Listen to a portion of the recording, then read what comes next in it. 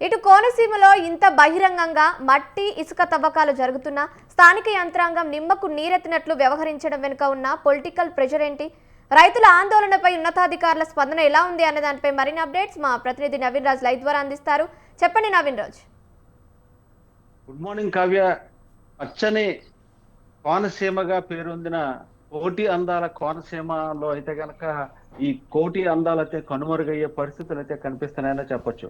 అంటే కోనసీమ జిల్లా వ్యాప్తంగా చూస్తే మట్టి తవ్వకాలు, ఇసుక తవ్వకాలు ఒక పక్క నుంచి అయితే గనక ఆక్వా సంబంధించిన చెరువులు భారీగా అయితే తవ్వుతున్నారు. అక్రమంగా ఎటువంటి అనుమతులు లేకుండా ఇటు ఆ చేపల చెరువులు కావచ్చు, రొయ్యల చెరువులు కావచ్చు, విపరీతంగా అయితే తవ్వుతున్న పరిస్థితి. అంటే ఈ ఏదైతే కోనసీమ అందాలు ఇప్పటికి కూడా కొబ్బరి చెట్లతో పాటు అలాగే వరి పంటలతో, పచ్చని పంటలతో కోనసీమ అయితే ఇప్పుడు కూడా చాలా కనుమరుగు అయ్యే పరిస్థితులు అయితే కనిపిస్తున్నాయి. అయితే ఈ ఈ కోనసీమ జిల్లా వ్యాప్తంగా చూస్తే ఇటు ఉమ్మడివరం కావచ్చు, అటు అమలాపురం కావచ్చు, అటు రాజోలు కావచ్చు, ఈ అన్ని మన నియోజకవర్గాల్లోనూ కూడా విపరీతంగా ముఖ్యంగా చూస్తే ప్రధానంగా అక్రమ రొయ్యల చెరువులు, చేపల చెరువులు అయితే కనుక ఎటువంటి అనుమతులు లేకుండా తవ్వుతున్న పరిస్థితి అండి. అంటే ముఖ్యంగా చూస్తే ముమ్మడివరం నియోజకవర్గంలో చూస్తే వందలాది ఎకరాల్లో అయితే కనుక ఎటువంటి అనుమతులు లేకుండా అటు అధికారులకు కూడా తెలిసి తెలియనట్లు కూడా వ్యవహరిస్తున్న పరిస్థితి. అంటే ఈ పచ్చని పంట పొలాలు, వరి పండే పంట పొలాలను సైతం ఈ ఆక్వా చెరువులుగా అయితే తవ్వేయడంతో ఇటు రైతులంతా కూడా చాలా నష్టాలను అయితే చవి చూడాల్సిన పరిస్థితి. ఇవన్నీ కూడా ఆ విషాన్ని చిమ్మే ప్రాంతాలుగా తయారయ్యే పరిస్థితి అయితే ఉందని చెప్పొచ్చు. ఎందుకంటే ఈ ఆక్వా తవ్వకాల కారణంగా ఇటు పంట పొలాలకైతే ఈ కలుషితం అయిపోయి ఇటు పంట దిగుబడి కూడా రావడం లేదు.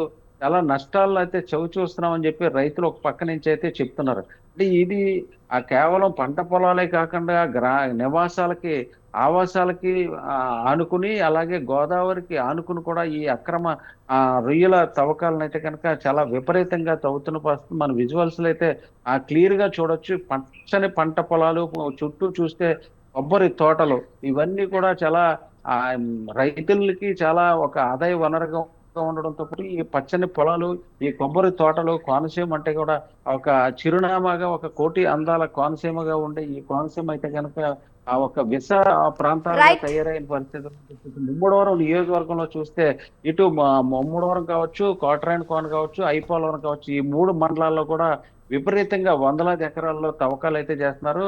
గోగుల్లంక అనే ప్రాంతంలో 125 ఎకరాల్లో అక్రమంగా ఈ అక్రమ ఈ రొయ్యల చెరువులు అయితే తవ్వుతున్న అటు అధికారులు కానీ, ప్రజాప్రతినిధులు కానీ పట్టించుకున్న పరిస్థితులు. అంటే ప్రజాప్రతినిధులే ఈ తవ్వకాలకైతే కనుక పూనుకోవడంతో ఎవరు కూడా నోరు మెదపని పరిస్థితి అండి. కాబట్టి ఇప్పటికైనా జిల్లా యంత్రాంగం ఈ కోనసీమ మీద దృష్టి పెట్టి ఈ అక్రమ తవ్వకాలని నిలుపుదల చేయాలని అయితే డిమాండ్ చేస్తున్న పరిస్థితి ఉంది. Thank you Naveen Raj. Thank you for the updates.